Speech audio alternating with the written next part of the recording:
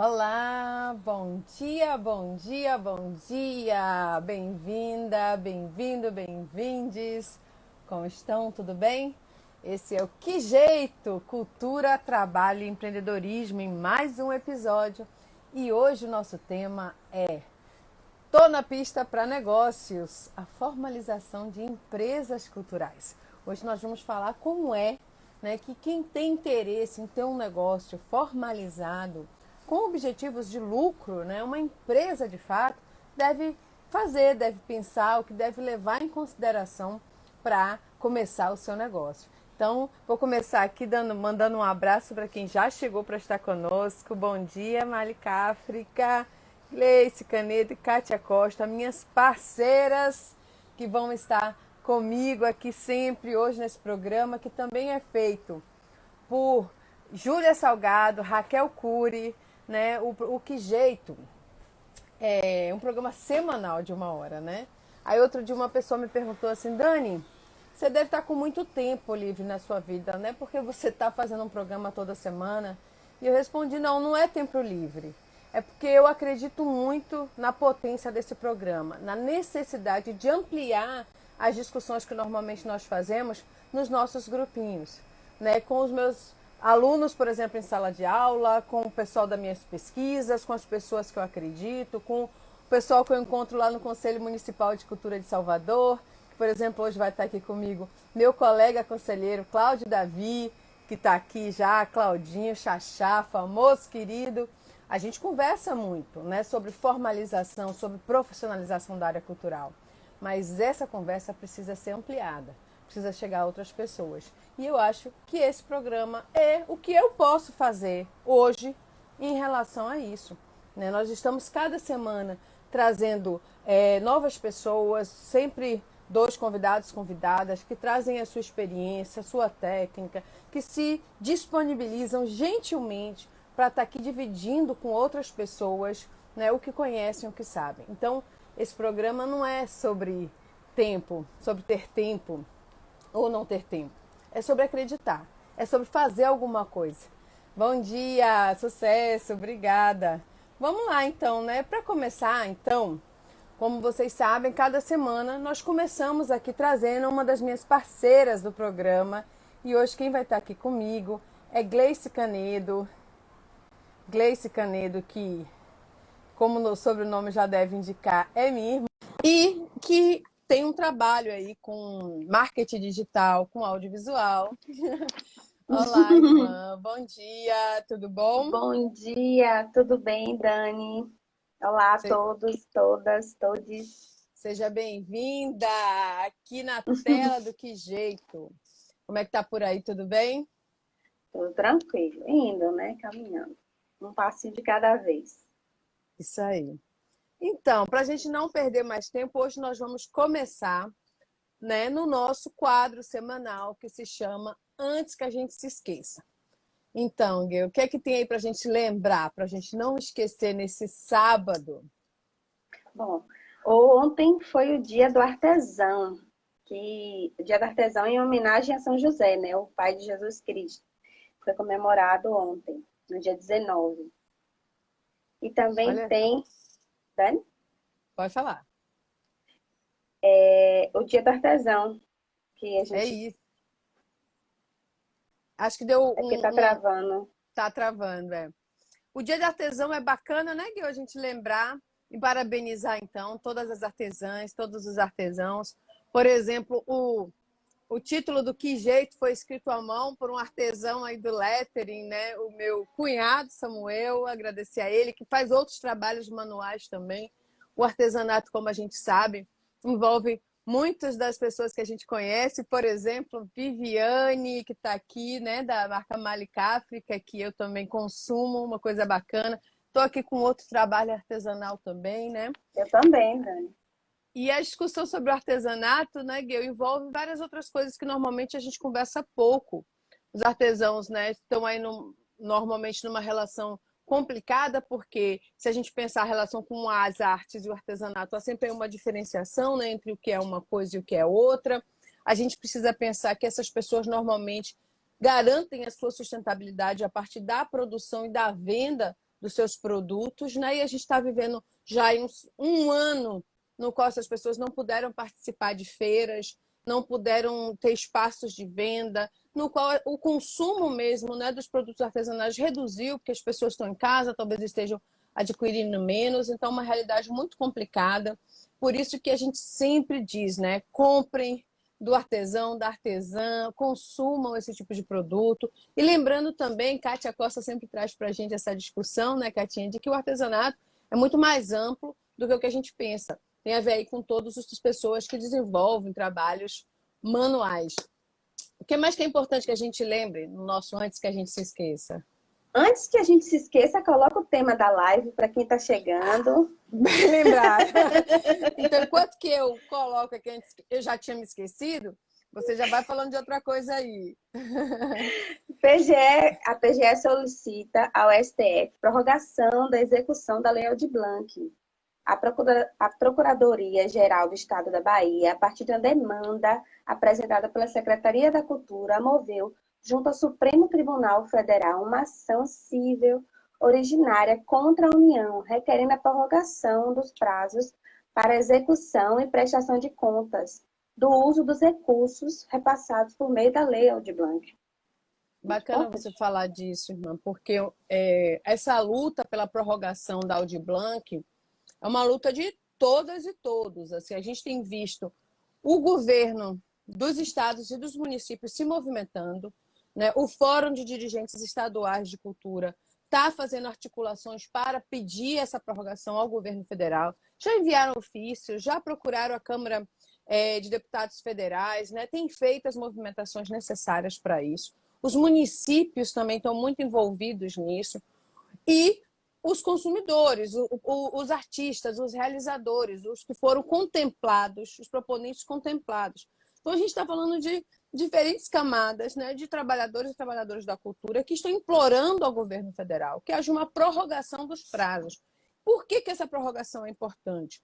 A gente não tem muito tempo aqui, esse não é o nosso tema de hoje, mas eu vou citar só aqui 3 razões principais, né? Primeiro, porque toda a discussão da Aldir Blanc, todo o processo foi feito com prazo muito apertado. Era um projeto muito inovador, né? Porque foi a primeira vez que esse tipo de repasse foi feito. A lei trazia algumas brechas e, por isso, a gente tinha toda uma discussão sobre segurança jurídica que fez com que atravancasse um pouco o processo, então demorou para os editais saírem, demorou para as pessoas receberem os recursos.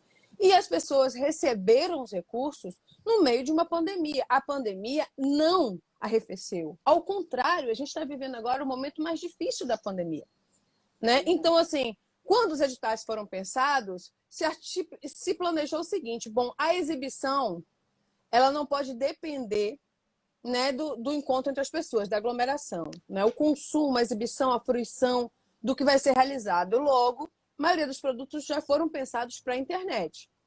Porém, em alguns casos, a produção depende de se realizar uma gravação em um espaço, né? De se fazer, por exemplo, gravação de um documentário com mestres da cultura popular.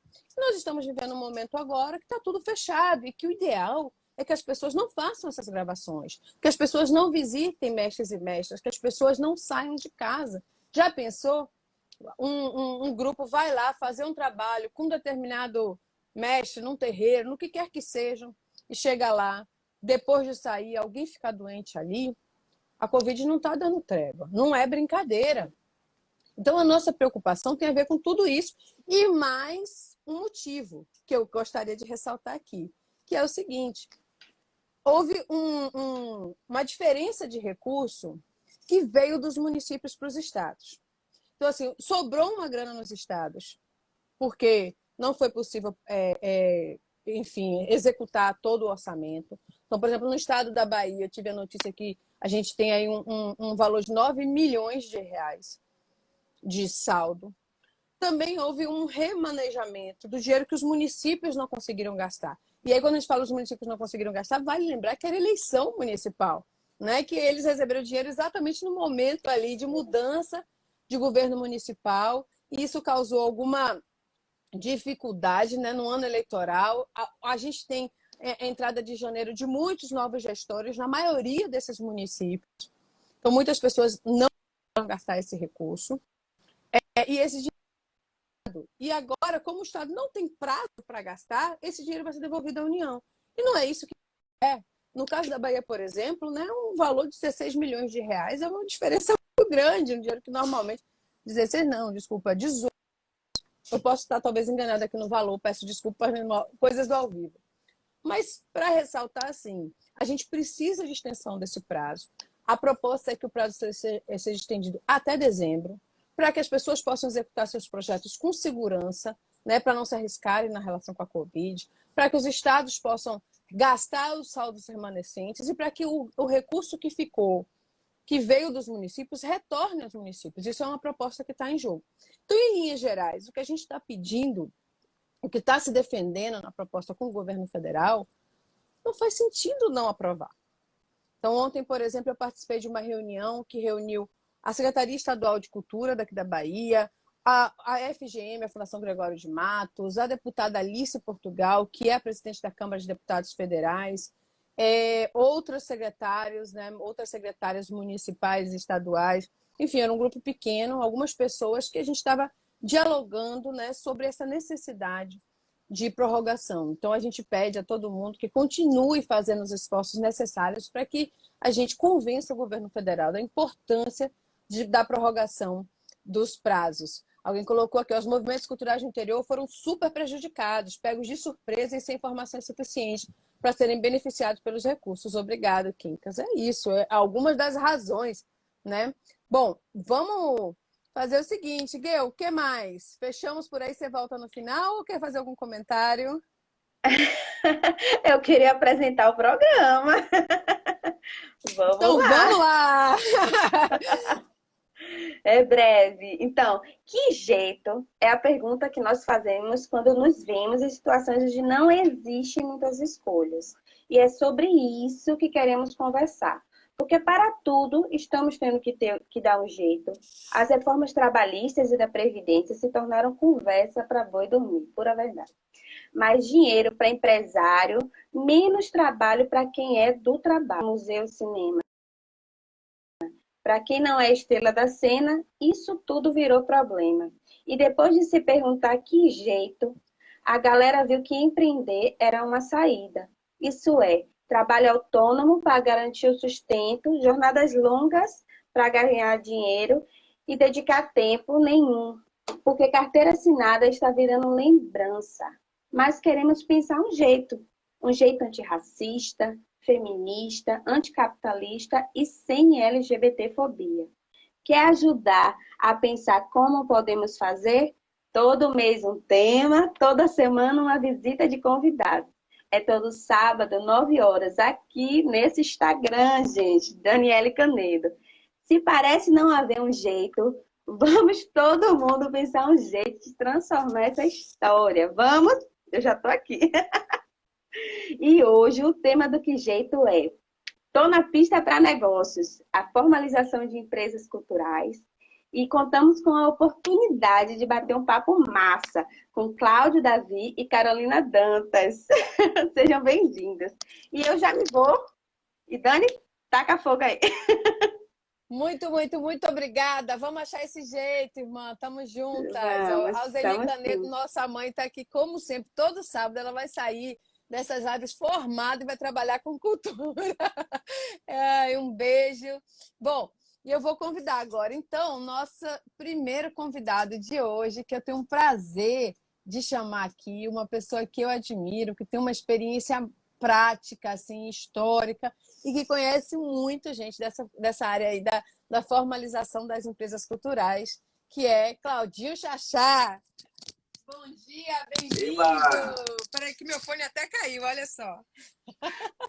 Deixa eu ajustar aqui, que eu tô bem de contra-luz. Tá, eu vou contra a luz. Enquanto você se ajeita, eu vou ler aqui um pedacinho, né, da sua mini biografia.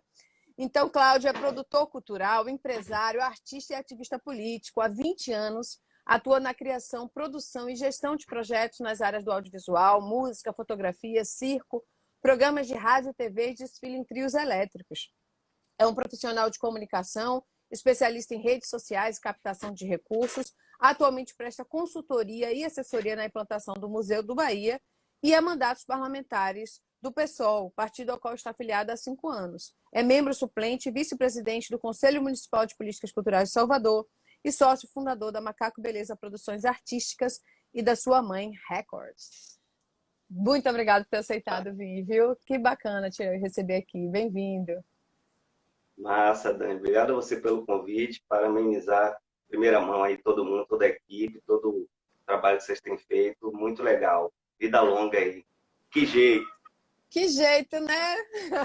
Ô, pai, Que se não tem jeito, jeito, né? Vamos falar disso, porque não dá para a gente não falar. A gente precisa, de fato, falar. Bom, Claudinho, hoje a gente precisa falar sobre essa formalização das empresas, né? Porque a gente vem nesse mês todo falando sobre formalização. A gente começou o primeiro programa desse bloco de março falando sobre os benefícios, né? E os riscos da formalização, os direitos e os deveres da formalização. Depois nós falamos sobre formalização no trabalho autônomo, formação das associações, das fundações, ou seja, das organizações sem fins lucrativos, e hoje a gente chega naquelas que têm fins lucrativos, sim. Eu estou na pista para negócios, né? Eu quero trabalhar com isso, eu quero ter dignidade no meu trabalho com a cultura. Então, assim, é prazer ter você que tem uma experiência aí longa, com projetos sem fins lucrativos também, com ativismo político, mas também como um produtor cultural da prática, né, da história. E aí eu começo te fazendo uma pergunta, como a gente sempre faz aqui, lembrando que o nosso programa ele tem o objetivo também de esclarecer, de trazer informações, né, para quem está chegando na área ou para quem tem sempre teve um pouco de dúvida. Então, eu queria começar te perguntando o seguinte: quais os tipos de empresa que você acha assim, que são interessantes, que são mais comuns no campo cultural, no campo artístico, na economia criativa?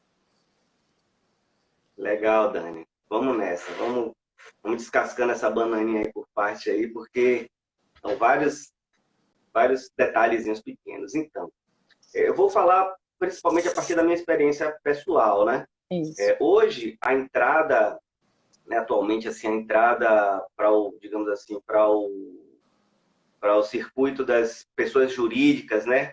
São as empresas. Ela se inicia com o MEI, né? O microempreendedor individual. Esse eu acho que é o primeiro estágio, assim, quando uma pessoa física, um trabalhador que presta serviços, começa a poder fazer essa negociação a partir de uma pessoa jurídica, né? Uma pessoa diferente da pessoa física, com suas características especiais. Mas quando eu dei o passo de sair da minha forma de trabalho como profissional autônomo, né, pessoa física, né, eu que assim nunca tive pouquíssimas vezes carteira assinada na vida, sempre trabalhei como autônomo, como profissional ou vinculado a alguma outra empresa ou instituição, ou com as minhas próprias empresas, enfim. Quando eu entrei nisso, não existia ainda a figura do MEI. Né? A Macaco Beleza, que é a minha empresa, ela é fundada em 2008, e o MEI, a lei que institui o MEI, ela é de 2009.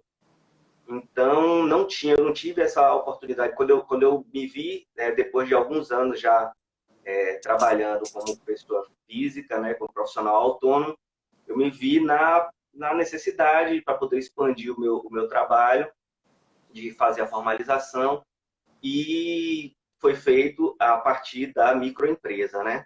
E é o segundo grau, depois do MEI ali, que é o microempresário individual, você tem a microempresa.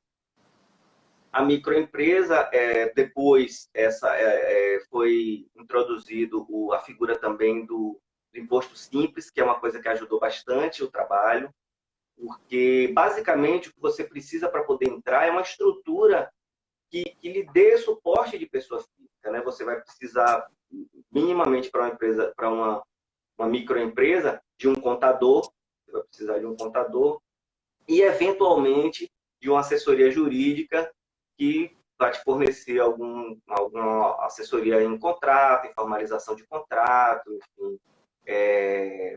Então, além de que você precisa em algumas circunstâncias, suportar um espaço físico, né? E esse tipo de desafio ele era colocado sem uma alternativa, né? O microempreendedor ele já tinha que entrar com essa estrutura, você já tinha que entrar com pelo menos com uma assinatura de escritório virtual, que é como atualmente ainda se faz, né? Você não precisa ter uma sede propriamente, você não precisa pagar um aluguel de fato, não precisa, enfim, mas você precisa ao menos contratar um serviço de um escritório virtual para que sua empresa fique registrada num local, né? Extra, que não é a sua casa, né? Esse tipo de dificuldade, para quem está começando, para quem não tem acesso a recursos, né? As ferramentas, assim, tanto técnicas mesmo, assim, né? Pessoal, como chama, né? As redes, né? Quem não tem uma rede muito forte e quem não tem recurso financeiro, você cria uma dificuldade muito grande. Que a figura do MEI vem para poder dar esse suporte, né? O MEI ele entra aí nesse flanco entre a pessoa física e o microempreendedor para poder fazer esse degrau, né? Dar ao profissional a possibilidade de, né, poder atuar como pessoa jurídica, mas podendo fazer isso da sua casa, sendo só ele ali na sociedade, enfim, e entrega algumas facilidades, né? Na época que eu fundei a Macaco Beleza não tinha isso, e a gente passou, enfim, muita dificuldade, né? Apesar de que no início enfim, foi sendo feito, a gente já fazia um trabalho, né? Eu falo eu e Jonga Lima, que é meu sócio, né? A gente toca hoje aí, vocês podem, quem quiser acessar o trabalho da Macaco Beleza, pode assistir aos domingos, por exemplo, o programa Brasil Pandeiro na Rádio Educadora, né, que Jonga já realiza e apresenta aí há 10 anos. Então a gente já está aí, né, com as nossas atividades na cidade, circulando. Então, quando a gente foi fazer isso, a gente buscou um parceiro, um sócio. A gente tinha ideias, a gente já tinha um trabalho. À época, a gente tinha um projeto chamado Música na Escola, onde a gente levava um trabalho de formação musical infantil, né, para as escolas. Isso foi iniciado em 2003, no Rio de Janeiro. Eu estava morando no Rio de Janeiro, o Jonga também.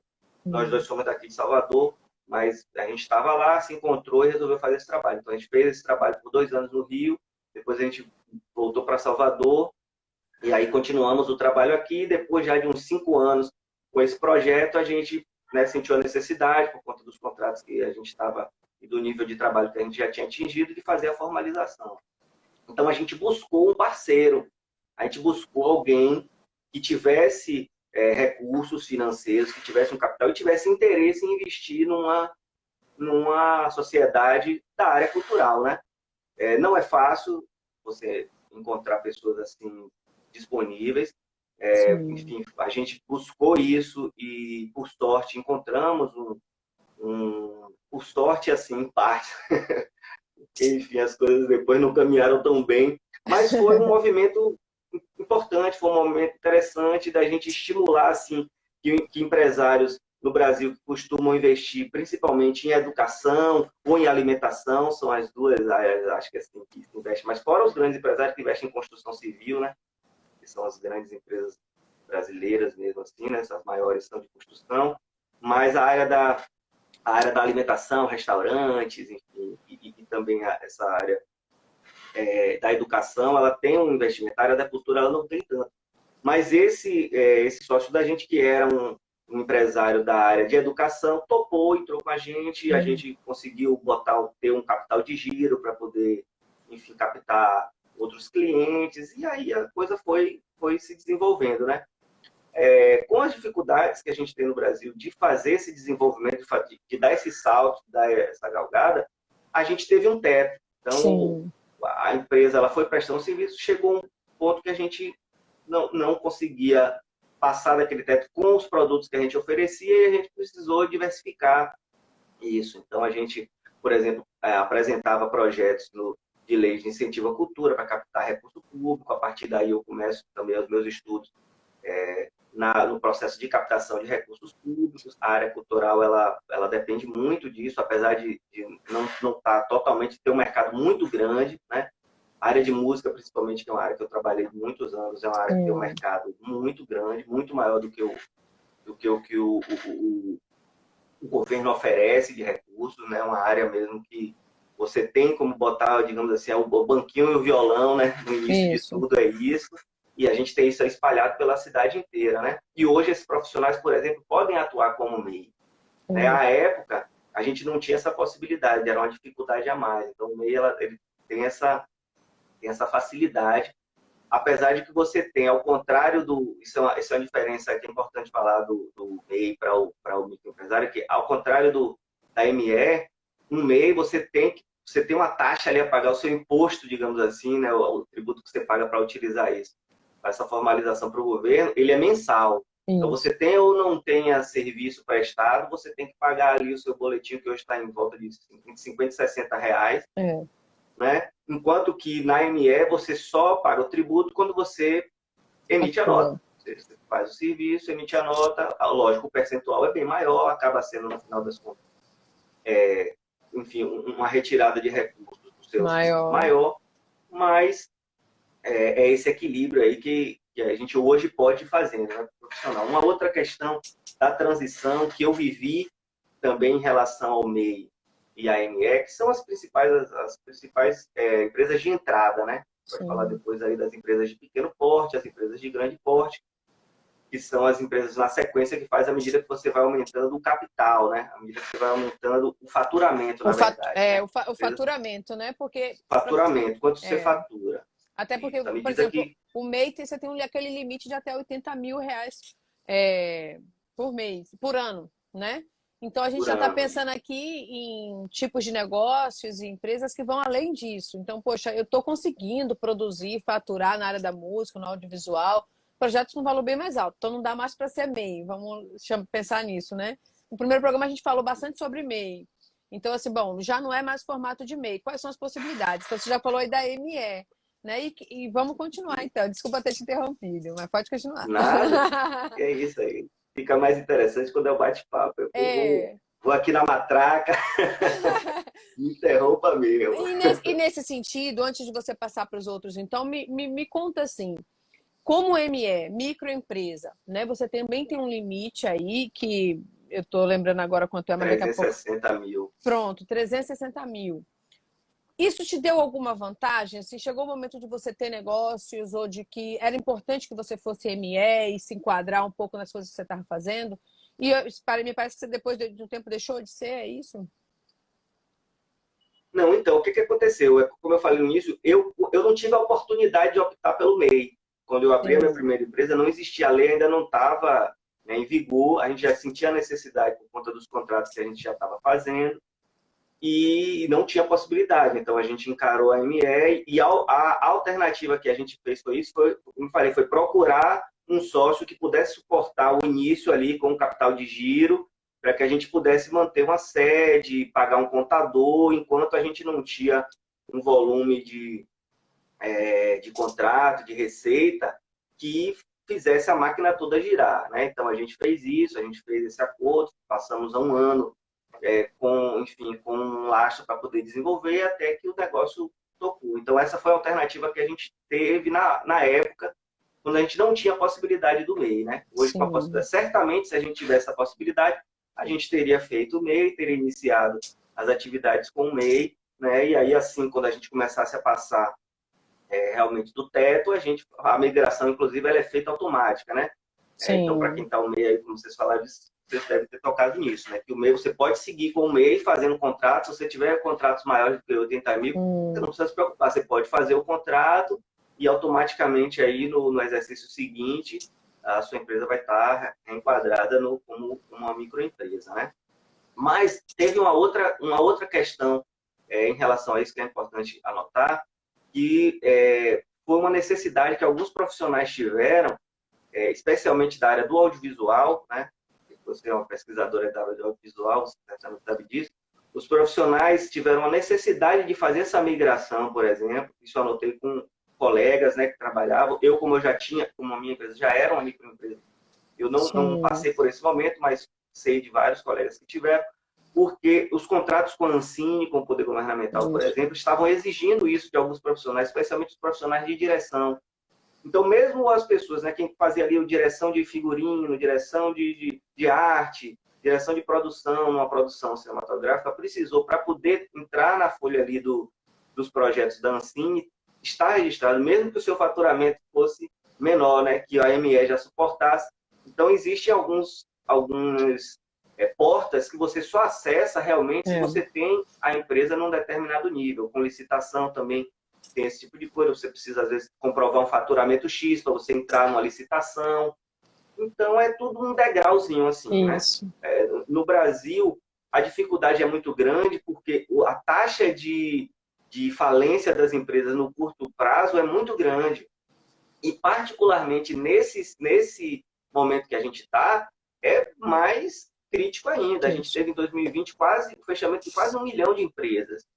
Então, a gente está vivendo realmente um momento difícil. E aí complica essa escadinha, você fazer essa escadinha, né, você ir para um processo de, né, entrada no MEI, você faz o seu trabalho como autônomo, se registra como MEI, essa MEI vira uma ME, e isso aí num processo aí maior, né, de ampliação mesmo das ações, das relações comerciais, isso chega ao ponto de você ter um faturamento maior do que o de 360 mil para poder passar ao patamar de ser uma empresa de pequeno porte, ele é muito dificultado porque você não consegue ter longevidade, você não consegue que a empresa fique muitos anos no mercado, porque realmente a transição ela é bastante difícil, né? Então a gente sofre muito com isso, é uma dificuldade que se tem. No meu caso em particular, por exemplo, quando a gente começou, eu ampliei as ações, né? A opção da gente, ao invés de agregar os contratos à mesma empresa, para que ela tivesse um faturamento e a gente pulasse para ser uma pequena empresa, a minha estratégia foi criar uma outra ME.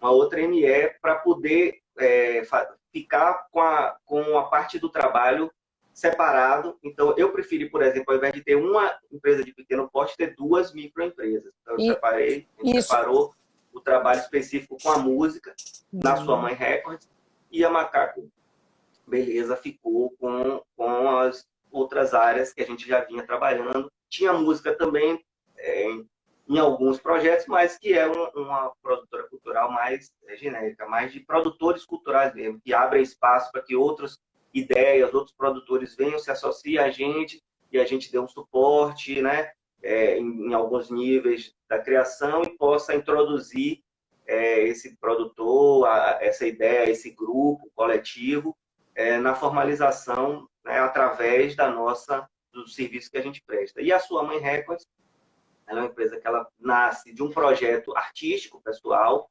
né, meu, que é a banda Sua Mãe, né, com o qual faço um trabalho esporádico de arte, a gente produz música, produz discos, essas músicas elas estão circulando nas plataformas, a gente faz contratos para a introdução de músicas em produtos audiovisuais, em filmes, em séries, enfim.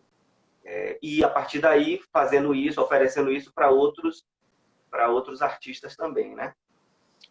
Então, essa foi uma opção que a gente fez, né? E como é que você avalia essa opção hoje que vocês fizeram? De montar 2 empresas, né? E separar. Hoje você avalia que foi a decisão mais acertada ou você seguiria por outro caminho se pudesse voltar no passado? Não, eu avalio que foi o melhor caminho, especialmente porque a gente não teria condições, a gente estava num teto, a gente estava chegando no limite ali da microempresa, mas a gente não tinha perspectiva de, ao dar uma entrada na empresa de pequeno porte, a gente seguir avançando. Aí, a gente ia estar batendo o teto ali, ia ficar muito próximo desse teto e não ia estar avançando. Então, foi mais interessante a gente fazer, até para facilidade de administração do negócio. Porque ali a gente já conhecia tudo, né? A gente já sabia como eram os trâmites todos de uma microempresa, né? A gente já sabia quais eram os órgãos que precisava, documentação, né? O nosso contador já sabia tudo, a gente já tinha a nossa programação, nosso planejamento a partir da microempresa, então isso era mais confortável fazer assim, enquanto essa visão, né, de que a gente ia seguir subindo o degrau, a gente sabia que era muito difícil. Então, realmente hoje, apesar de que a dificuldade continua grande, é uma dificuldade muito grande, você está mantendo, né, os negócios como um todo no Brasil. A gente, enfim, de um pequeno grupo de que segue, né? As 2 empresas estão estão passando aí hoje dos 10 anos de atividade. Macaco Beleza é de 2008, né? Tem 12, 13 anos, vai fazer 13 anos. A Sua Mãe Records é de 2010, né? Então, a gente sabe que a gente está num pequeno, mas exatamente por conta desse acumulado de experiência, né? Não necessariamente, inclusive, não necessariamente a gente consegue chegar no teto anual de faturamento das duas empresas até de 80 mil. A gente, às vezes, fica abaixo dos 80, né? Esse ano foi uma condição dessa, né? 2020 foi um ano que parou tudo, né? A gente né? Todos os contratos foram sendo cancelados, os projetos que a gente tinha, que acontecem ao longo do ano, enfim, né? Toda a dinâmica foi suspensa. Então, a gente acabou ficando apenas com aqueles contratos que davam para ser tocados, né? Que foram sendo feitos mais nos bastidores, em home office, mas a gente sabe que o trabalho na área cultural, em sua grande parte, ele é feito na rua, né? É feito com as pessoas reunidas, seja em teatro, seja em circo, seja em sala de cinema, em casa de show, ou na rua mesmo, né? Então, a gente teve um impacto muito grande, mas a gente segue. A gente segue aí, a gente reordena aí o barco e vai seguindo aí. A gente precisa, né, seguir, não temos outra opção, porque a outra opção que é oferecida a gente não quer, né, que é parar. Então não vamos parar, vamos continuar. A Cádia traz uma questão aqui que é muito importante, né, para a gente perguntar, para a gente ir chegando ao final, que é como é que vocês lidam com os impostos. Bom, são duas empresas, a gente sabe que o ano 2020, 2021 foi uma... Já estou botando 2021 na roda, porque a gente já sabe disso, né? São exceções. Mas antes, né? Antes da pandemia, quando a gente tinha uma vida que a gente chamava de normal, como é que vocês lidavam com isso no dia a dia da alta tributação que nós temos para pequenas empresas no Brasil? Você chegou a falar do Simples, né? O Simples era útil para vocês? Como é que ele ajudou vocês? Então, como eu falei no início, realmente, inclusive, sobre isso, porque a característica da microempresa, ela é uma característica que a tributação ela não segue se você não tem entrada. Então, em relação aos tributos, você não tem tanto problema quanto isso. Por quê? Porque você só começa a pagar a maioria dos tributos, no caso da microempresa, que está enquadrada no Simples Nacional. Esse imposto único, que é o Simples, né, que estão todos ali incluídos, os municipais e os federais, né, já que a empresa de prestação de serviço cultural não paga tributo estadual, então a gente tem os municipais, o ISS, especialmente, e os impostos de renda, enfim, e os outros tributos acessórios. Você só paga quando você emite a nota, quando presta o serviço. Né? Existe uma taxa única, que é a taxa de funcionamento, que é pagar a prefeitura, que é a TFF, e essa é uma taxa anual que você use ou não use, faça ou não faça, você tem que pagar. Ou seja, para uma empresa funcionar, para ela estar aberta, você tem que pagar.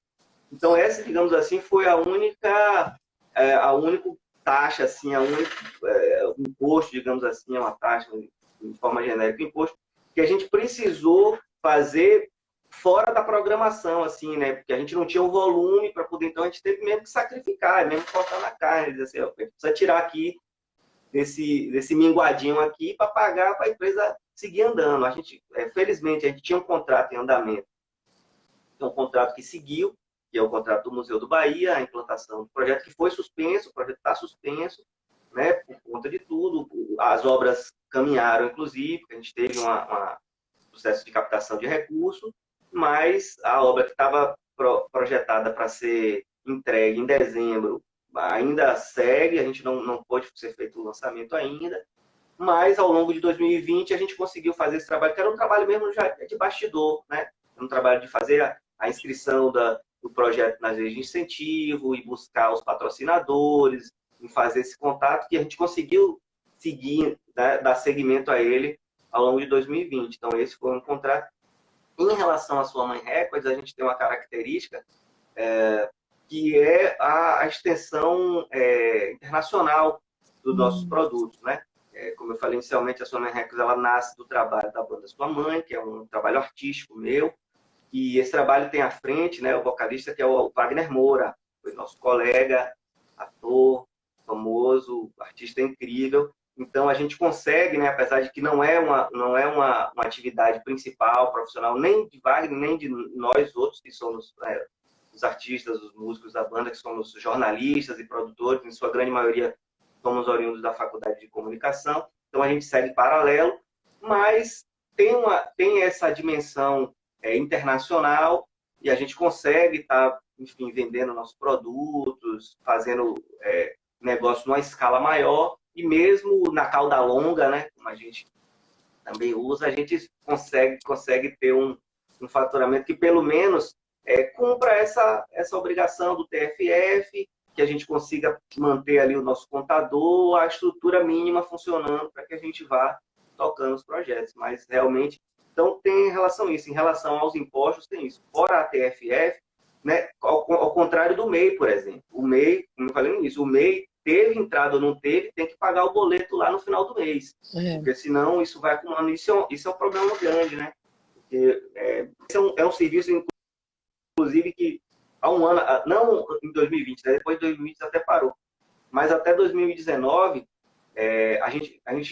eu cheguei particularmente a prestar consultoria a algumas pessoas de MEI que simplesmente se cadastraram e nunca fizeram nada, nunca fizeram declaração anual, não pagavam as taxas mensais, enfim, eu simplesmente entrou lá no portal, começou a emitir a nota, saiu emitindo e felicidade nada, plena. né? Então, Eu conheço alguns exemplos assim também.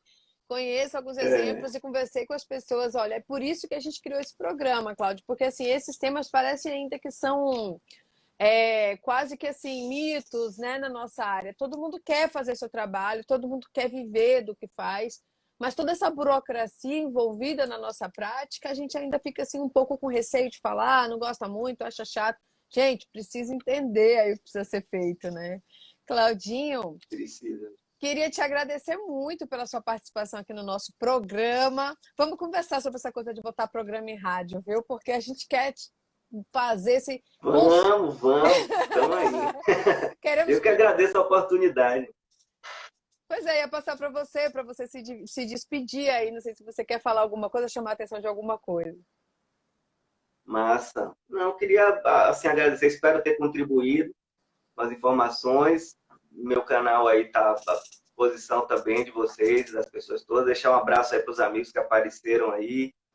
Professor Roberto Davi, eu vi também Carlos Salles, um músico incrível, carioca, um baterista, cantor maravilhoso. Alguns amigos aí que vão chegando aí.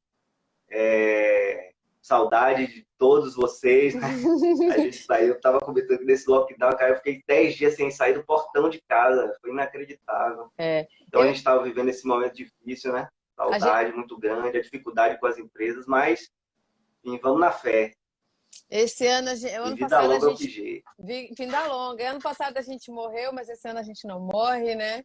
E a gente... Eu e Claudinho somos do Conselho Municipal de Política Cultural de Salvador. A gente trabalha junto lá no Conselho o ano inteiro e a gente não se viu, né? Só se viu pessoalmente uma vez na posse no início de 2020. E aí, depois disso, só no online. Mas é isso aí. Em breve a gente vai ter outras oportunidades. Obrigada. E foi muito bom. Foi muito bom. Obrigada por ter trazido sua experiência e dividir aqui com a gente. Tá bom?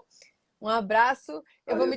Valeu. Eu vou me despedindo aqui de você e vou acrescentar já aqui na sequência, gente, a Carolina Dantas.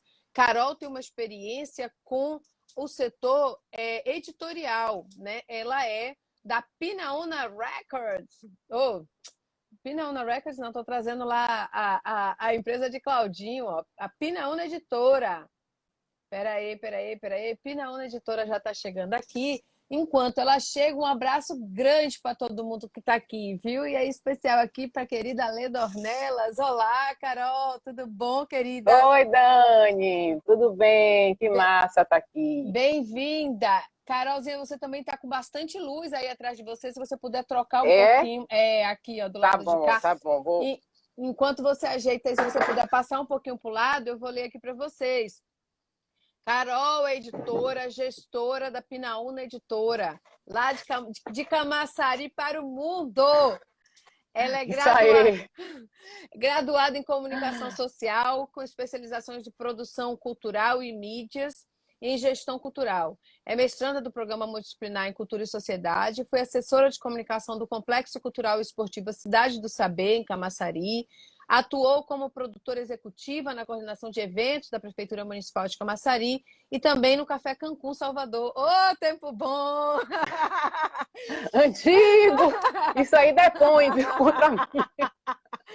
Olha, mas nessa época eu estava por lá, viu, passeando por lá naquele espaço. Entre outros espaços e projetos culturais. Ela é integrante do Observatório da Economia Criativa da Bahia e do Coletivo de Gestão Cultural, vinculados a grupos de pesquisa na UFBA. Bem-vinda, querida. Vamos falar. Obrigada, Dani. Que bom, viu? Parabéns aí a todos. Muito obrigada por essa receptividade, desde sempre, todo mundo que está envolvido aí no programa. Muito massa.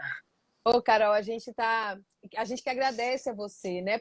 Num sábado de manhã, eu sei que você é mãe como eu, e dedicar seu tempo para vir aqui dividir um pouco a sua experiência e dessa forma inspirar outras pessoas, porque a gente acredita muito nisso, né? Que tem muita gente aí que está querendo fazer, que está querendo viver, que está querendo se profissionalizar, então experiências como a sua são muito importantes. Então conta pra gente um pouco da Pinaúna, como é que ela surge, que tipo de empresa ela é. Certo, Dani. Então, eu já atuava, né, um tempo aí até por esse histórico aí que você foi apresentando, com a produção cultural, na área de gestão de produção cultural, e nas instituições que eu fazia parte, eu trabalhava e me interessava muito por esse segmento, assim, da coordenação editorial de publicações. Então, eu já vinha estabelecendo uma relação, né, com essa produção editorial. Então, ainda participando das instituições, como uma colaboradora naquele momento, eu comecei a idealizar, né, esse trabalho que eu gostaria de fazer de uma forma mais autônoma. Tinha um parceiro que também era do meio, design gráfico, uma pessoa que trabalhava com produção gráfica também, e estava disposto, né, a entrar nesse sonho aí comigo, e nós fomos, aos poucos, tentando conceber, né, como é que se daria essa empresa. E coincidiu que nessa época eu fazia uma especialização em gestão cultural no Senac, e que era muito voltada para essa prática, né, no mercado assim, da gestão. Então a gente fazia muito exercício, era muito estimulado a elaborar planos de negócios, por exemplo, né, já pensar numa lógica de mercado para um empreendimento cultural. Então isso foi realmente um facilitador, né, foi um impulso naquele momento, porque eu tinha essa colaboração dos professores acompanhando, e aí eu já pude ir ali, né, elaborando, mesmo pensando na coisa no cenário da concorrência, né, em que segmentos específicos eu ia atuar. Então esse foi um elemento que realmente me conduziu. Então quando eu abri a Pinaúna, primeiro eu formalizei, né, eu não atuei inicialmente sem a formalização.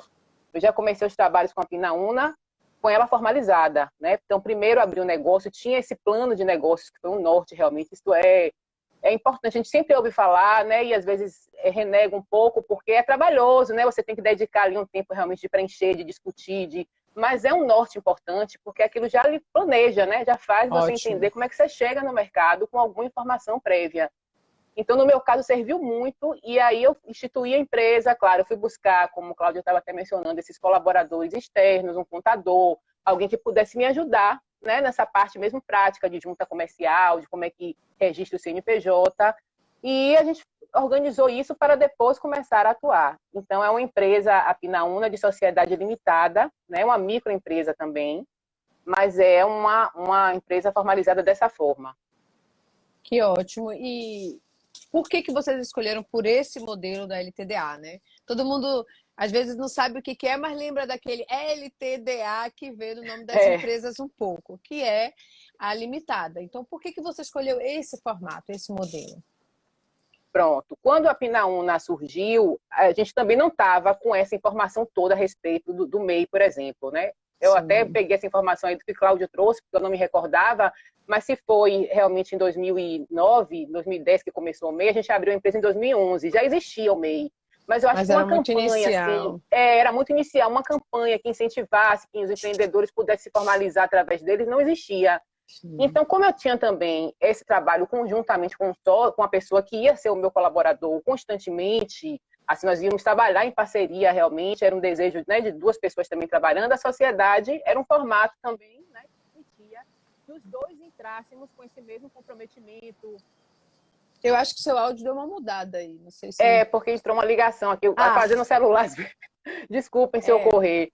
Não, tranquilo. Então, a questão de ter um sócio, né, também foi um caminho que me fez buscar. E trabalhando com o segmento editorial, e também eu tinha essa pretensão de juntar isso com a produção, com a gestão. Então, eram diversos quinais ali, né, que eu teria que tentar articular e colocar, que a Sociedade Limitada, naquele momento, se apresentou como uma melhor possibilidade. Sim.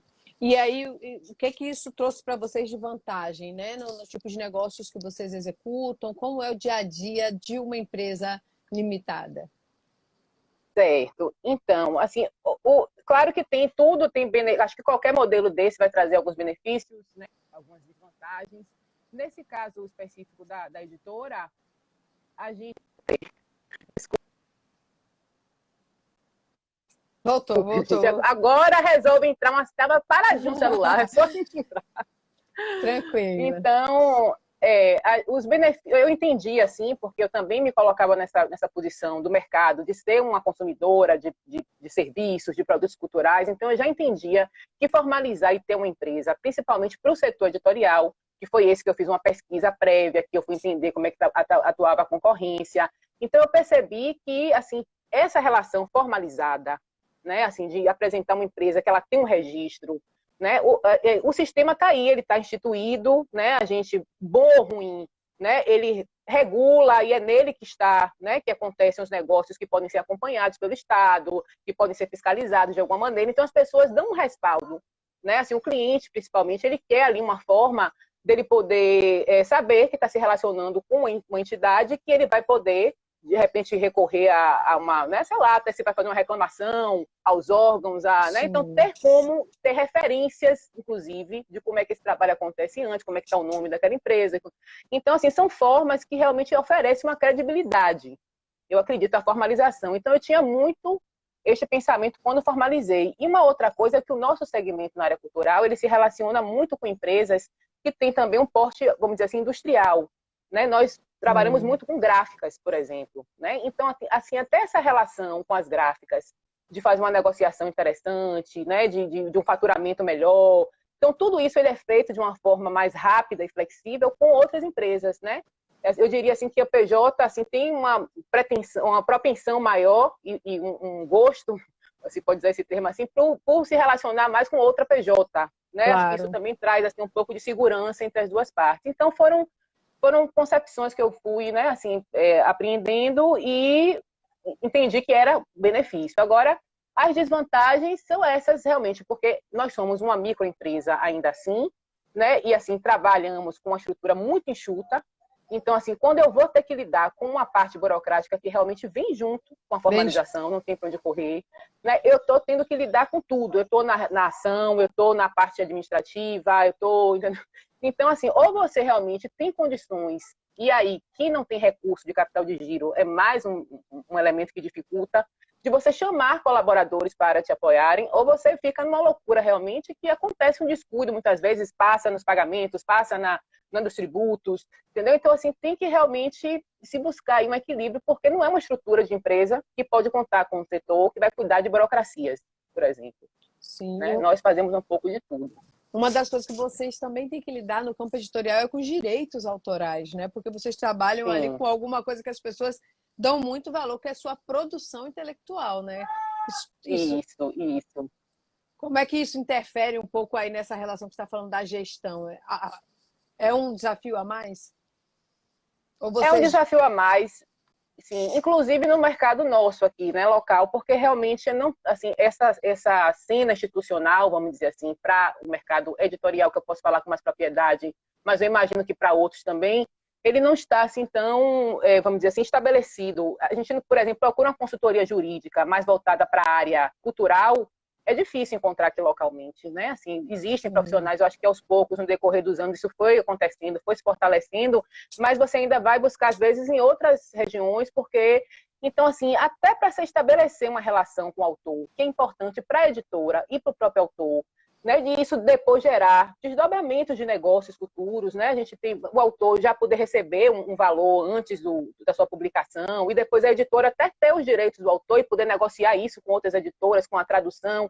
A gente fica trabalhando aqui de uma maneira ainda muito flexível, porque realmente, como eu falei, com a estrutura pequena de uma empresa, a gente faz de tudo. Ou a gente vai e pesquisa o que é que tem que fazer do direito autoral, ou a gente vai buscar em outro caminho, tem que viajar para fazer um curso, voltar com a informação. Então, assim, a gente não encontra um suporte, inclusive no fomento mesmo, que a gente entra um pouco na área da política, do Estado e tal, que nos dê, né, essa estrutura assim, basilar de um relacionamento mais produtivo para o negócio editorial, para o negócio cultural. Né? Então, ainda vivemos uma série de dificuldades, e eu digo, o trabalho de um editor local aqui não é igual nessa relação de direitos autorais com o trabalho de editores de outros lugares, assim, de outras regiões do país, mais ao sul e sudeste, infelizmente, e fora do país. Ainda é uma relação muito, vamos dizer assim, precarizada também, eu até reconheço, entendeu? Informal, e que aí teria que se trazer para esse campo da formalização. Né? Já estamos trabalhando realmente com empresas e com os direitos do autor, né, que é um bem tão caro realmente, assim, caro no sentido de bom, de importante, como é. Ô, Carol, e a tributação? Como é que funciona no caso de uma editora de livros e de uma empresa LTDA? É diferente? Como é que tem sido para vocês? Nós também, como microempreendedores, estamos enquadrados no Simples, né, assim, e aí isso também é um facilitador, né, porque o Simples realmente reúne ali os impostos, fica muito mais fácil você recorrer à informação, aos boletos, E, assim, trabalhamos também com a questão de prestação de serviço. Como editores, nós temos essa linha de estar publicando livros de autores que nos interessam no nosso catálogo, mas, ao mesmo tempo, nós também somos contratados para prestar serviço. Tem a ver, assim, com produção de relatórios, né, de livros institucionais. Então, nesse momento aí é que a gente vai emitir mais as notas, né, as notas que vão gerar esse imposto aí de Simples, Fora isso, é a comercialização de livros. Então, esse é um outro elemento, porque para o setor editorial, a gente trabalha com o comércio, de uma certa maneira, nas feiras, né, na venda online, nas livrarias, e trabalha com o serviço. Então, a gente tem que ir equilibrando essa coisa de ICMS, né, e, ao mesmo tempo, os tributos federais e municipais. Agora, o livro ele tem alguns facilitadores, né, assim, para a circulação do produto. Isso. Né, assim, já tem uma isenção constitucional, né, da tributação. Isso é antigo, desde a época de Jorge Amado, lá, parlamentar, que ele trouxe essa isenção assim, do imposto, e depois isso foi sendo adequado aos poucos, até que no governo Lula realmente zerou o imposto para a circulação de livro. Né, que isso até gerou uma polêmica recente aí com, né, esse desgoverno que queria taxar o livro novamente, a gente já sabe no que é que deu. Né? Mas, assim, então a gente tem que lidar com essas duas questões aí, mas o imposto da circulação, ele não é assim um imposto que é muito significativo, porque tem essa isenção, mas temos que ficar gerenciando a circulação do produto e, ao mesmo tempo, essa questão da prestação de serviço. Vou retomar isso, porque acho que é importante esclarecer no que deu quando o atual governo, porque eu não chamo de desgoverno não, viu? Porque tem todo... Eles sabem o que estão fazendo, né? É um governo, né? É um projeto político. Então, quando há um projeto político que prioriza taxar, né, os livros. Como é que foi esse processo? Assim? Acho que é bom, porque, né, talvez nem todo mundo tenha acompanhado isso. Sim, então depois desses anos aí de isenção, né, de imposto zero, alíquota zero, porque assim já era zerada a alíquota por essa lei aí antiga, né, que fazia parte mesmo do rol de leis do Brasil. Mas aí alguns impostos que eram de contribuição social incidiam ainda sobre a circulação do livro. E foi isso que Lula tirou naquele momento ali em 2003, 2004, então zerou a alíquota.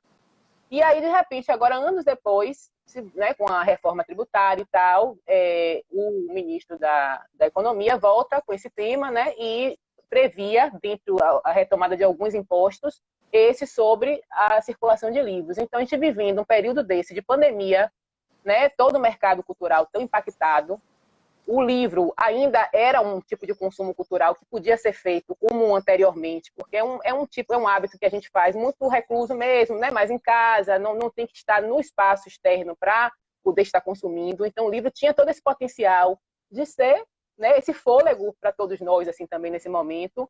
E aí ele vem com essa realidade, isso gerou uma enorme polêmica, inclusive porque ele usou um discurso, né, político, mais uma vez, de que assim, quem consome livros são as pessoas mesmo que têm condições de pagar, né, e queria doar livros para a população que não pode comprar, assim, a critério do governo, com certeza, né? Assim, Escolhendo o livro que ele acha. É, que eles acham que as pessoas têm que ler. Né? E, mais uma vez, tirando da população em geral essa condição assim, de que pode ter propriedade sobre esse elemento simbólico, né? de cultura, de...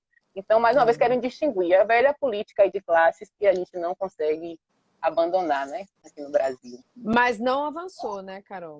Não avançou, Isso, não avançou. Por causa do movimento popular, por causa das classes culturais que movimentaram, por causa do movimento todo nas redes sociais, porque se a gente tivesse ficado calado hoje, né, a gente estava tendo acesso a livros com preço muito mais alto. É uma discussão importante para a gente ter aqui em outro momento. Viu? Sim, sim. Olha, com certeza, Dani. Até aqui a querida Leda, que está aqui, né, uma referência na dança afro na Bahia, ela falou que projeto político criado para nos trazer desgosto, nos enfraquecer, uma tentativa inútil, não vamos esmorecer, não vamos! E aí tinha uma pergunta aqui, olha, Carol, para a gente ir também chegando ao final, que diz o seguinte: o que você acha, na verdade, sobre incentivo público para que novas empresas culturais surjam no mercado? No mercado editorial, que é a sua praia aí, né? Eu, por exemplo, você é a única pessoa que eu conheço que tem uma editora de livros, né? Não é uma coisa assim. Eu conheço várias pessoas que têm produtoras nas outras áreas, audiovisual, dança, música, teatro, enfim, artesanato. Mas, por exemplo, a área editorial, normalmente, até onde eu sei, são mais empresas grandes, estruturadas, né? Então, assim, que você, para você que passou por essa experiência de botar isso para funcionar, né? A pergunta é um pouco nesse sentido. Assim, o que você acha? Tem um incentivo para você começar um negócio nessa área? Talvez o imposto que você falou já seja um incentivo, né? Mas que outros você ressaltaria aqui? Certo. Esse incentivo do imposto, ele é muito importante para o acesso, né? Assim, claro que também para a produção, mas essa coisa do acesso, porque se ele impacta menos a produção, eu acho que quando se isentou total o imposto, é muito nessa perspectiva também da circulação, né, do produto. Isso vai implicar, claro, na produção e na gestão. Mas, assim, essa coisa que você falou, Dani, de que, assim, acho que tem um certo mito também nessa coisa de ser, né, de ter editora, porque o livro ficou tão sempre associado a esse poder simbólico que eu já falei, né, que ele é para poucos. Então, assim, quem escreve, né, assim, a gente já tem um perfil de quem escreve. Quem edita é o mesmo perfil de quem escreve, é a mesma história. Os homens brancos, classe média, os estrangeiros que investiram muito no mercado brasileiro aqui. E aí, de repente, ainda bem, né, assim, como tudo tem se tensionado e a gente sabe que tem toda essa energia de um lado, mas tem outra da movimentação de pressionar e da gente mudar, quebrar esses paradigmas realmente, a cena independente no Brasil já vem pouco a pouco, né, sendo transformada, e aí, mais uma vez, graças às políticas também anteriores, né, as políticas culturais que a gente viu florescer no Brasil daquela forma desde Gil, do governo Lula. Então, assim, acho que isso mudou um pouco essa lógica, né? Tiveram investimentos do Ministério da Educação muito grandes, assim, até para inserir as editoras também comprando livros paradidáticos, né? O programa de compra, de aquisição de livros, isso foi muito importante. Então, assim, a cena hoje é outra. E, assim, acho que essa coisa do editor também, né? Ele, assim como os autores se diversificam, o perfil do editor também é muito importante que acompanhe, né? Ou que chegue antes, ou que chegue junto, porque a gente acaba refletindo nessas publicações nossas um pouco da nossa realidade, nossa representação também. A gente quer ver mais, eu quero ver mais mulheres escrevendo, por exemplo, o tempo todo, muito mais mulheres. Então, assim, eu acho que não tem incentivo ainda, principalmente no mercado local, é ainda muito restrito, porque tem essa visão de que o empresário da edição, ele tem aquele patamar, então ele já pode correr atrás sozinho, entendeu? Assim, se autorregule aí com o seu mercado, não tem que ter política. Mas, por exemplo, essa não é a realidade da Pinaúna, né? É uma microeditora mesmo, com uma mulher empreendedora à frente, junto com um sócio, a gente se virando nos 30 aqui, entendeu? Trabalhando como todo esse empreendedor cultural que você falou, que está buscando formalização, que não para de trabalhar o tempo inteiro, porque tem que fazer os programas girar, tem que investir nos seus projetos. Isso. Então, assim, eu acho que falta política de incentivo, falta olhar esses mercados, não só editorial, todos os demais, com as suas várias camadas. Tem os grandes, tem os médios, tem os pequenos, tem os micros, temos que incentivar, né, até para que surjam, se renovem, surjam outros. Não sei se estou falando demais aí também. Ótimo, maravilhoso que o você horário. falou. Não, mas você falou super bem, Carol. A gente vai chegando realmente ao final. Eu não vou fazer uma nova pergunta, mas fiquei com muita vontade, né, de falar de outras coisas, mas eu acho que você trouxe um ponto agora nesse final fundamental. né? Que é esses novos modelos de negócio que quebram o paradigma dessa hegemonia do mercado para alguns setores artísticos culturais. Então a gente tem que entender que todo mundo quer fazer, né? Que uma mulher Sim. empreendedora do interior, né, tem que ter sim espaço e possibilidade de ter um micronegócio nesse campo, como você falou, eu tinha vontade, eu tinha interesse, fui lá, montei meu negócio com você. Alguém falou aqui, olha, você faz a diferença nessa Bahia, é isso aí. Você faz toda a diferença e que outras possam fazer, porque a gente precisa Sim. sim ocupar os nossos espaços, né, nessas indústrias e reconhecer isso, né? O que é industrial, o que não é, o que tem um modelo que vai sim buscar um espaço no mercado, o que não, que tem outras finalidades mais educativas, mais sociais, mais inclusivas. A gente pode fazer tudo, né? Inclusive conciliando essas Sim. diferentes coisas, né? Mas a gente Sim. precisa, para isso, estar muito bem organizado. E eu acho que você, de fato, faz aí uma referência nesse sentido. Olha só, a gente tem um comentário aqui. Tem vários comentários, né? Os empreendedores culturais Eu não estou precisam... conseguindo ver. tem um que diz assim, os empreendedores culturais precisam de atenção especial do poder público para que novos incentivos surjam e novas empresas também sejam formadas. Outra, Carol, você precisa voltar em outro momento. Exato, né? Ah, que massa! Eu quero! Precisamos sim voltar mais uma vez em outro momento, que a gente for falar um pouco mais do mercado editorial. Mas já agradeceria você, passaria para você aí dizer sua despedida. Certo. Não, agradecer mais uma vez, Dani, assim, foi ótimo. Acho que esse espaço, a gente está vivendo até tudo tão denso e tão difícil, esses espaços assim de um bate-papo leve, e produtivo, instrutivo, são sempre muito bem-vindos. Você, essa figura que eu admiro demais, sempre novas ideias, colocando com essa galera junto com você aí para rodar. Então, que bom estar aqui. E é isso, e dizer que assim, nada, não é fácil realmente o caminho. Eu estou há 10 anos com a Pinaúna, realmente. Em muitos momentos eu não pude me dedicar exclusivamente à Pinaúna, né? Porque é a realidade do empreendedor, realmente. Eu tive que estar trabalhando em outro lugar, correndo atrás de outra forma. E agora, nesse momento da pandemia, pude me voltar mais um pouco. Então, isso já traz efeitos. Você vê quando você pode realmente, de repente... Eu tive que me adequar, né? Não que financeiramente deu para eu me dedicar só à editora, mas dentro da realidade eu acabei me adequando e aí você já vê resultados positivos também. Que bom que cada empreendedor que tem o seu negócio pudesse, né? Tá dedicando o seu tempo ali exclusivamente àquilo, fazendo essa roda girar. Não é a realidade, a gente tem que se desdobrar em mil. Mas é isso, eu acho que vale a pena se formalizar, assim, eu acho que é um caminho que não é fácil, mas a gente realmente abre espaços, né, para que assim, as relações fiquem realmente mais firmes, mais consolidadas. É isso aí. Que papo maravilhoso, viu? Gratidão, o Gleice colocou aqui. Obrigada, querida. A gente vai se despedindo, mas eu fiquei lembrando aqui de uma coisa que você falou, que aparece na pesquisa do OBEC, né, que aquela coisa, os primeiros a parar e os últimos a voltar. E aí a gente viu na pesquisa que essas pessoas que ficaram impossibilitadas de fazer suas atividades, né, que geram renda na pandemia, no campo artístico-cultural, da economia criativa, se voltaram para os seus negócios, para os processos burocráticos, para a organização administrativa. Quando a gente perguntava o que você está fazendo, as pessoas diziam, olha, eu estou organizando o portfólio, o site, né? Aquela atividade que no dia a dia, por causa da loucura, nunca podia fazer, né? E aí foi fazer o inventário. Então, é um pouco isso que a gente viu.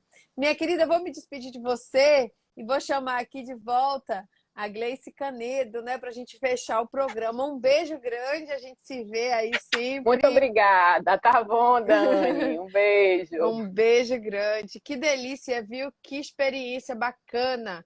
Vou trazer aqui, a gente não acabou não, peraí que nós temos dicas para fechar o nosso programa. Então, Gleice Canedo está voltando para a gente trazer aqui as dicas e as notícias mais relevantes dessa semana.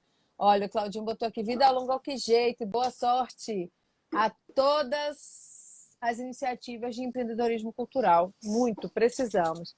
Gleice Canedo, vamos lá, gostou? Gostei muito. Deixa eu responder logo aqui, ó.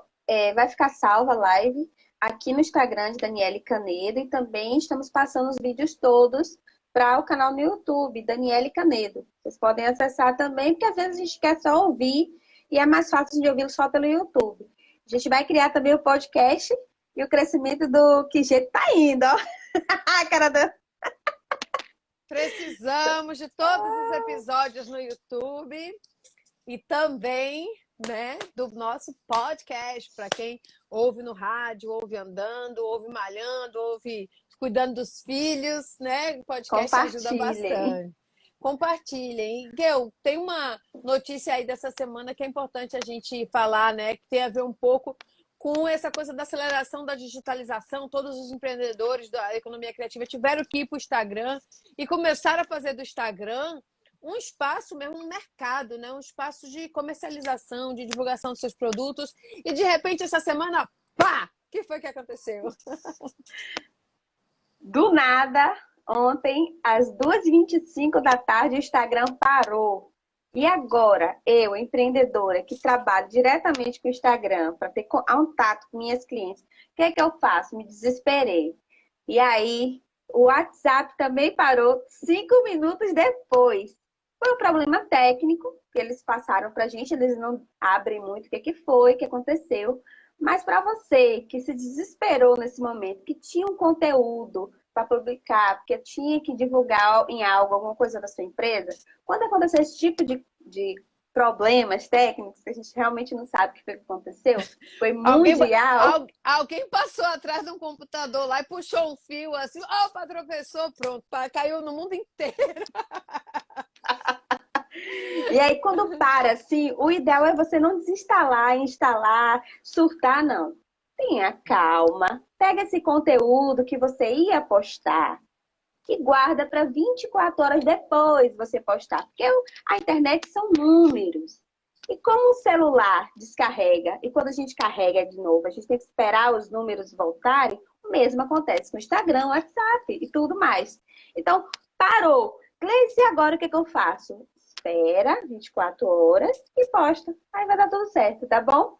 Não se preocupem não que a galera aí não vai terminar o Instagram não, porque o Instagram tá dando dinheiro para essa galera.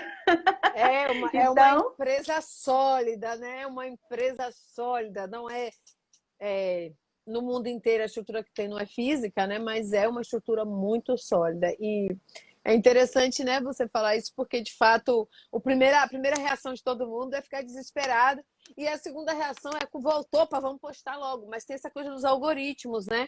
Como foi um problema técnico, os algoritmos estão ainda se restabelecendo, então às vezes nem adianta você postar, porque ele não vai conseguir chegar nas pessoas que normalmente chegam, enfim, há uma mudança aí no que normalmente acontece com as suas postagens. Então essa dica aí da nossa especialista de marketing digital é fundamental para a gente saber o que fazer. Bom, eu queria então, para a gente ir finalizando, te pedir aí, tem alguma dica do que ler ou do que ver para essa semana aí para a gente apresentar para as pessoas? Dani, o documentário Mulheres de Havana está disponível de hoje até o dia 23. Desculpa, Tazinho, porque meu computador travou, mas acontece, tem problemas técnicos, tá vendo? De 23 na plataforma do Santos Filme Fest. Assim, as Mulheres de Havana retrata os sonhos e as lutas de mulheres cubanas que vivem numa sociedade muito diferente dos demais países. Então, vale muito a pena. Kátia vai colocar aí o link. Então, acessem e assistam. De hoje até o dia 23/3. Também, Dani, tem o artigo Os Trabalhadores da Cultura no Brasil, análise do perfil socioeconômico e da influência das políticas culturais em anos recentes. Ele compõe o livro Utopias e Distopias da Ciência Política, da editora Ativa. Está disponível para baixar também, viu? Vamos ler, né, sobre os trabalhadores e as trabalhadoras da cultura. E nós temos também aí essa semana que participar de um movimento contra a privatização dos parques. Quer falar um pouquinho aí dessa notícia? Sim, Dani, essa notícia é muito importante. Está rolando um abaixo-assinado contra a privatização dos parques São Bartolomeu e Pirajá, em Salvador. A proposta é promover a revitalização, a democratização desses parques, sem que haja privatização, né, dos mesmos. O link também vai ser colocado aí, mas a gente também vai disponibilizar no comentário desse GTV. O GTV vai estar salvo e a gente vai colocar ali no comentário esses links, tá bom? É muito importante participar e assinar o abaixo-assinado. Isso mesmo, gente. Eu não vou nem começar a discutir isso, porque senão a gente se prolonga, mas é óbvio aqui meu posicionamento. Pessoal, muito, muito, muito obrigada. Muito bom poder contar com essas parcerias aqui num sábado de manhã. Queria aproveitar e agradecer as minhas parceiras, Kátia Costa, Gleice Canedo, Júlia Salgado e Raquel Cury, por estarmos juntas fazendo esse programa. E queria agradecer a todas as pessoas que entraram aqui ao longo do programa, que assistiram conosco. Se precisarem, se quiserem, temos os episódios anteriores salvos no IGTV, disponíveis no YouTube e em breve num podcast. E até lá, então, até o próximo sábado, porque é o sábado que a gente vai fechar esse bloco sobre formalização, tá bom? Sim. Tchau, tchau, gente. Tchau, pessoal. Gil. Tchau, tchau. Beijo. Valeu.